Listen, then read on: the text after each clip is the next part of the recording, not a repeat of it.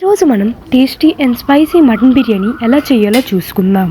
World biryani day స్పెషల్తో secret రెసిపీతో మనం ఈ బిర్యానీని చేయబోతున్నాం. బిర్యానీ ఏది తక్కువ ఎక్కువ అవ్వకూడదంటే వీడియో లాస్ట్ వరకు చూడండి. ఇక ఏ సెకండ్ లేట్ చేయకుండా ఇంకా మొదలు పెట్టేద్దాం. ముందుగా మనం మ్యారినేట్ చేసుకోవడానికి మటన్ని ఒక బౌల్లో తీసుకోవాలి. దానిలో మనకు తగినంత ఉప్పు, పసుపు, ఇంకా జీలకర్ర ధనియాల పొడి కూడా వేసుకోవాలి. ఇంకా అందులో మటన్ మసాలా కూడా యాడ్ చేసుకున్న తర్వాత మన రుచికి సరిపడా కారం కూడా వేసుకోవాలి. ఇక అందులో 2 నుంచి 3 స్పూన్ల అల్లం వెల్లుల్లి పేస్ట్ కూడా వేసుకోవాలి. లాస్ట్ అండ్ మైలో మన సీక్రెట్ పేస్ట్ వేయబోతున్నాం. ఇది ఎలా చేసుకోవాలో చెప్తాను.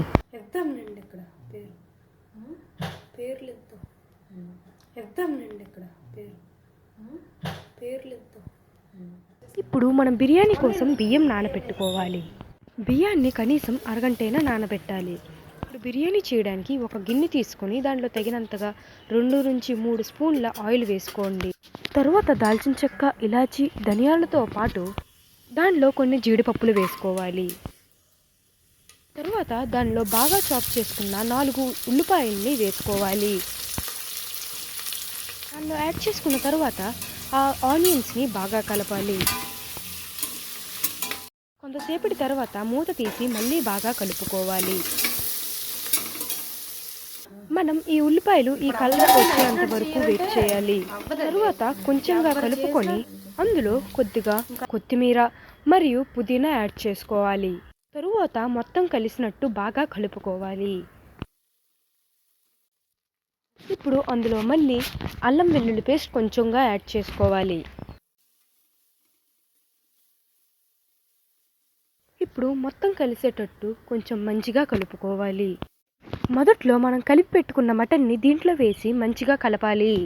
తరువాత కుక్కర్ పైన మూత పెట్టేసి తర్వాత గ్లాస్ పెట్టాలి. ఈ గ్లాస్ వల్ల ముక్క చాలా మెత్తగా తయారవుతుంది. బియ్యం ఉడికించేటందుకు మనం ఒక గిన్నె తీసుకొని దాంట్లో నీళ్లు పోయాలి.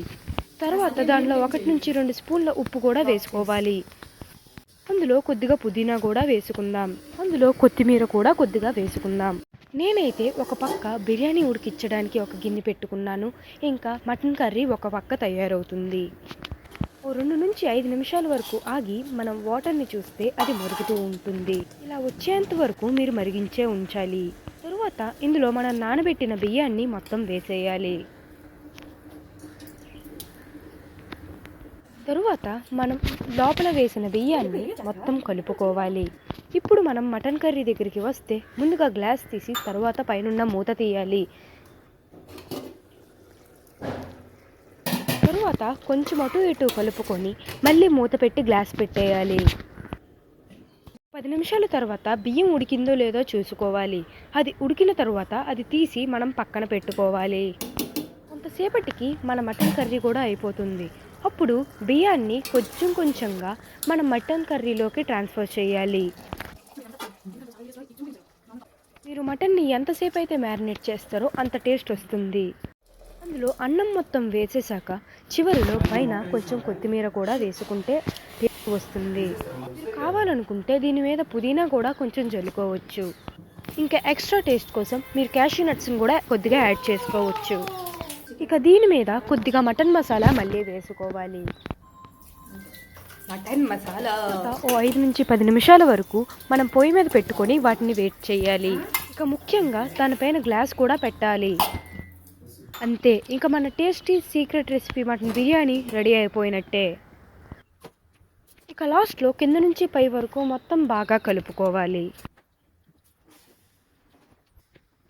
అంతే, ఇంకా మన టేస్టీ మటన్ బిర్యానీ పూర్తిగా కంప్లీట్ అయిపోయినట్టే. ఇక మనం అలా ప్లేట్లో వేసుకొని అలా తినేయవచ్చు.